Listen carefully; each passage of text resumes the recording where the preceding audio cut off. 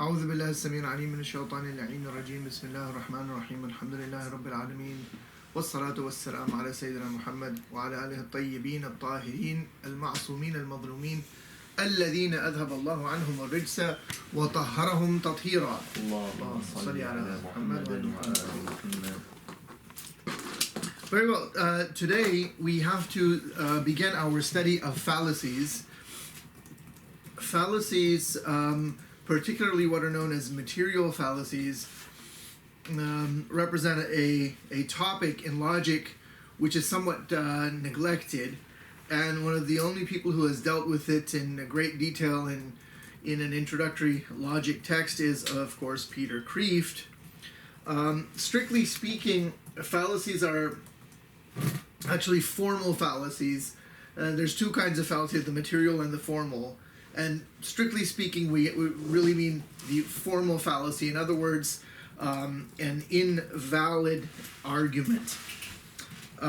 So if we refer to the Encyclopedia of Philosophy, Volume 3, there is a whole article on fallacies, running over 11 pages from page 169 to 179. And it states there, a fallacy in the strict sense is an invalid form of argument. And sorry, do you mind repeating the page numbers? Pages 169 to 179. Interestingly enough, this article is by J.L. Mackey. Mackey was an Australian in origin. He was born, I believe, in Sydney on 25th of August 1917, died 12th of December 1981, according to what I found on the internet, in Oxford. J.L. Mackey, John Leslie Mackey. He is very well known for a book he wrote, interestingly enough, called The Miracle of Theism. That title is tongue-in-cheek. He was arguing the atheist position. And it's kind of a reference to his friend and colleague Richard Swinburne, who I think wrote a book called The Coherence of Theism, but that is not our topic. At any rate, so Professor Mackey says a fallacy in the strict sense is an invalid form of argument. Thus, fallacy or unsoundness in reasoning is distinguished from simple falsity in that a single statement or belief may be false, but what is fallacious is the transition from a set of propositions to a conclusion. So he is referring to fallacy in the strict sense, in other words, formal fallacy or some sort of an error in the form of argument. And what Kreeft devotes a great deal of attention to, in fact, I think he has, how many does he have? 49? Yeah, he has 49 so-called material fallacies. He states on page 68, first sentence, first, we must distinguish material fallacies, which are covered in this chapter, from formal fallacies, which are covered later. Formal fallacies are mistakes in reasoning, errors in the operation of the third act of the mind. For instance, some men are mortal, and some mortals are fish. Therefore, some men are fish. Commits a formal fallacy. Okay, even the, some men are fish does not logically follow from the two premises that some men are mortal and some mortals are fish, even though both premises are true. There is no ambiguity or wrong use of terms in this argument, only bad reasoning. So that's a formal fallacy. Material fallacies, he says, on the other hand, refer to mistakes in understanding the meaning or use of terms, errors in the operation of the first act of the mind. These material fallacies are found in the course of an argument, so they are called fallacies or mistakes in reasoning, but they are not mistakes in the logical form, but mistakes in the content or matter or meaning. This, of course, is a reference to the Aristotelian distinction between matter and form, which is properly dealt with in metaphysics. If we also refer to the conventional, ordinary usage of the term, I think it's always interesting to go to the meanings of words. So if we refer to the OED, we find it comes from the Latin fallacia, which refers to deception, apparently. And so the first sense which is now somewhat obsolete or not used, that the OED gives. It says deception, guile, trickery, a deception, trick, a false statement, even a lie. But generally speaking, this is now an obsolete usage. People usually don't use the word in this way anymore. The second sense given by the OED is to A, deceitfulness, again obsolete, to B, deceptiveness, aptness to mislead, and then it's got unreliability. The meaning, of course, that we want is the third one, which he gives under 3A, which the OED gives under 3A, a deceptive or misleading argument, a sophism. I need to come back to that word. In logic, especially a flaw, material or formal, which vitiates a syllogism. Any of the species or types to which such flaws are reducible. Now there are so many types. But notice he says a flaw material or formal. You mentioned both. Yeah. Also sophistical reasoning or sophistry. So what is the difference between sophistry and fallacy? And this is important to focus on, because if we talk about so-called Islamic logic, or logic as developed and expounded in the Islamic world in works mainly in Arabic, but also others, we find that typically near the end of a logic course, a book on logic, we have what are called the 5 logical arts, so to speak, or what are called in Arabic as-sana'atul khams. Well, let's go in order. So what are they in order? We have al-burhan, right? Al-jadal. And then generally we've got a safsata in the middle of the list, and then we have al-khitaba and then al-shi'r. That's the traditional order. So burhan is logical demonstration, or the fancy term in English I think would be apodictic proof. And then jadal is one step lower, it's dialectic. So in burhan or in logical demonstration or in apodictic proof, all of the premises must be composed of must be absolutely true, must be what are called yaqiniyat, propositions regarding which we are certain. And in jadal or dialectic, the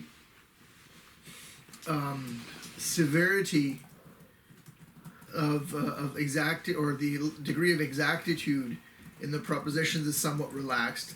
And then in safsata, they might just be completely wrong, or so-called sophistry. And then we have oratory and poetry, which come under the so-called rhetorical arguments. So we have apodictic arguments or logical demonstrations, then we have dialectical arguments, then we have merely sophistry or sophistical arguments, and then we have rhetoric, under which in Islamic logic anyway we speak of oratory and poetry. Now those are extremely important, because how do people actually communicate with one another, especially if one is involved in an exercise of persuasion or convincing. It's according to these ways. And in the classic text, the Hashia of Mullah Abdullah al-Yazdī on the Tahdhib al-Mantiq, Mullah Abdullah al-Yazdī died in 981. He has an important large commentary on this book called Tahdhib al-Mantiq by al-Taftazani. When did Taftazani die? I don't know, I should have looked that up, I suppose, before the lecture. I didn't realize that I was going to refer to Taftazani. In any case, the point I want to make is that at the end of his Hashia, so this is the edition, this is the Qum edition of the Hashia of Mullah Abdullah, the Qum edition of 1421 of the Hijra lunar calendar, published by مؤسسة النشر الإسلامي لجماعة المدرسين بقم المشرفة, as it's written here. So at the very end, just before the Khatima, That's on page 113. Mullah Abdullah al-Yazdī says, and I quote,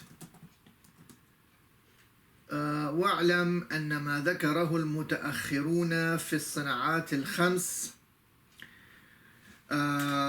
اقتصار مخل قد أجملوه وأهملوه مع كونه من المهمات وطولوا في الاقترانات الشرطيات ولوازم الشرطيات مع قلة الجدوى وعليك بمطالعة كتب القدماء فإن فيها شفاء العليل ونجاة الغليل. So he says that the later logicians merely cursorily mentioned, so to speak, these 5 arts and really neglected them. They only spoke of them in the most general way, in the most summary fashion, and neglected them despite their being of crucial importance, and instead spent a considerable more amount of time and devoted more space to looking at various sorts of syllogisms. And he says that if one studies the works of the earlier logicians, then you find a great deal of material. So what is he talking about? Well, actually, if you look in Al-Farabi, the logical treatises of Al-Farabi, he has given a lot of space to these things. He, in addition, there are works by Ibn Rushd. There's also a book by someone who's very neglected. It's called the Kitab al-Mu'tabar. Kitab al-Mu'tabar. Yeah, the Mu'tabar by Abu al-Barakat al-Baghdadi. Abu al-Barakat Hibatullah ibn Ali al-Baghdadi. He died in 547 of the Hijrah. So if you want to compare with Mullah Abdullah, if he died 981, 547 is a long time. So he's an early person, and Kitab al-Mu'tabar is in 3 volumes, and the first volume is devoted to logic, then we've got physics, then we have metaphysics. This is a very neglected book. And when you say physics, what was the definition of physics in that time period? Or is that another Al-Tabi'a, it's the study of nature. Okay. And they were concerned with the study of natural body, for example, al-jism al-tabi'i, and its states of motion and rest and change and things of this nature. Okay. Again, it all goes back to Aristotle, but I just want to say that Kitab al-Mu'tabar also has detailed sections devoted to these 5 arts, as-sana'at al-khams. And again, as I was saying, it all goes back to Aristotle. If you really want to understand, what is meant by ancient physics, then, I can't think of a better book to read than Aristotle's Physics. Aristotle is absolutely fundamental for an understanding of Islamic philosophy, as I tell all my students. If you really want to understand Ibn Sina or Mullah Sadra, you really need a good grounding in Aristotle. So similarly, Aristotle has written works which are relevant to our topic, has written a work which is relevant to our topic, namely the Sophistical Refutations. Okay. And where is this found within? This is in the Complete Works of Aristotle.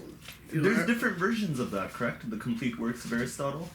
There may well be, but I am referring to the Revised Oxford Translation, edited by Jonathan Barnes, and published in 2 volumes by Princeton University Press in the Bollingen series. So the one I am referring to, it's Bollingen series LXXI. That's 71.2. Copyright 1984. This one actually is the 4th printing from 1991, hardcover. So his opening sentence is, "Let us now discuss sophistical refutations, i.e. what appear to be refutations but are really fallacies instead." All right, so he's devoted considerable space to that. And there's a certain amount of overlap So this is the sophistical refutations. A lot of what is also dealt with in the so-called five arts is dealt with in his work known as the Topics. And then the so-called rhetorical arguments, or what we find in what is called al-khitaba or oratory, and ash-shi'r or poetry. Political arguments or oratorical arguments in Islamic logic is covered in his treatise on rhetoric and his treatise on poetics. These are extremely important works and deserve a careful reading in their own right. So I just wanted to make that known to you, to point these things out. Turning now to Peter Kreeft. One more word. So the almost standard work for logic in Arabic today for Shiite seminarians is the Mantaq of al-Muzaffar. And he devotes, the section on so-called fallacies under Sana'at al-Mughalata. Yeah. So, when they have in mind Mughalata, it's either you're trying to mislead someone, or in the course of a debate, you want to trap someone into committing a fallacy, or to expose a fallacy, in the context of a formalized debate, or munadara. There were formal texts on debate. And it was a very structured kind of intellectual combat. I think I have a book on this. Let me see. That would be very nice. So you're saying that the section on As-Sana'at al-Mughalata within Mantiq al-Mudaffar, it deals with material fallacies? Yeah, but he's not very detailed. Okay. If you refer to it, it's in volume 3. So I have this important treatise which I came across years ago in Cairo at Maktabat Subayh. Anyway, it's called الرسالة الرشيدية على الرسالة الشريفية في آداب البحث والمناظرة. So it's also a kind of a hashia, because الرسالة الشريفية refers to الشريف الجرجاني, الشريف Ali ibn Muhammad al-Jurjani, the famous Sayyid. And this text is a commentary on that by Abdul Rashid Jaunpuri. Jaunpuri. So Jaunpur is a place in India, and they would write Jaunfuri. So he wrote Al-Jaunfuri al-Hindi.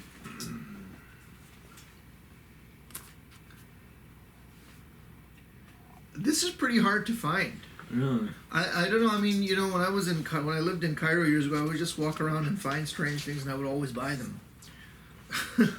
But this is really quite a nice work on how you actually conduct a formal debate. So when you read things, I suppose, like if you read some literary sources, I like something like Abu Hayyan al-Tawhidi, where he gives an account of some debates, for example, I would assume that they followed some formalized structure. So this is quite a nice book to look at. Yeah. So he says here, for example, he defines what a debate is. المناظرة توجه المتخاصمين في النسبة بين الشيئين إظهارا للصواب. إظهارا للصواب. Now that's very important. really happen very often. Then you have والمجادلة هي المنازعة لا لإظهار الصواب بل لإلزام الخصم والمكابرة هذه إلا أنه لا لإلزام الخصم أيضا. Unfortunately, what passes for debate nowadays is nothing but a peculiar form of entertainment. If you watch some of these modern medias, whether it's CNN or whether in Arabic, Al Jazeera Arabic, they have a show called Al-Ittijah al-Mu'akis, and there really is no formalized debate. There's usually just fallacies. So we have argumentum ad hominem, where you just attack the person. I suppose in certain contexts you might call into question the character of a person, to question their reliability, especially maybe in a legal context, but it can't replace the argument precisely. So these are just some interesting bits, interesting texts and scan that from side you someday. information. You should do that. I mean, just to tell you, I mean, when years ago when Sayyid Jalali visited me, this is one of the books he borrowed and photocopied. No. I mean, where else are you gonna find this side? I never saw this book again, and the fact that it's by this fellow named John Puri, we could probably find out more about him. There's a book called Al-I'lam. Al-A'lam. Yeah, it's about it's Al-I'lam something Al-A'lam, you know, about the A'lam of Al-Hind, about the famous people of India. That's the newer title. It was originally called Nuzhatul Khawatir wa Bahjatul Masami' wa Nawadir. What does Nuzha mean? Nuzhatul Khawatir, I don't know. Nuzha. The purification of the Tanzih, of the thoughts or something. I'm not quite sure. But it was by Abdul Hayy al-Lakhnawi, and it's a very comprehensive biographical dictionary of important people, of important scholars and so forth from India. So maybe we could find him there. I don't know. Is there any good books about the history of Lucknow which have been translated? Yeah, into he died English? in So Jurjani died in 816. So who knows when this John... he died in 1083 according to what's on this. Yeah, 1083 means he should probably be in there because Abdul Hayy al-Lakhnawi is after that. And he's the father of the famous contemporary Indian scholar Abul Hasan Ali al-Nadwi, who died in, I think, the 20th or 21st century of the Gregorian calendar. Books on the history of Lucknow.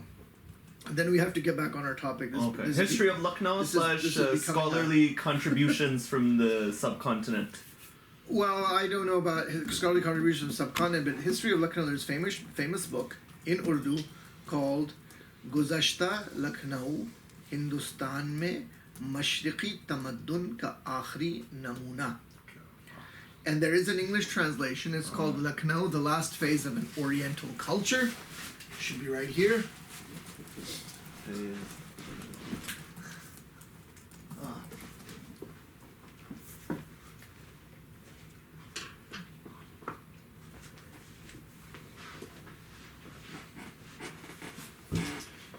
Here is the book Guzashta Lucknow by Abdul Halim Sharar.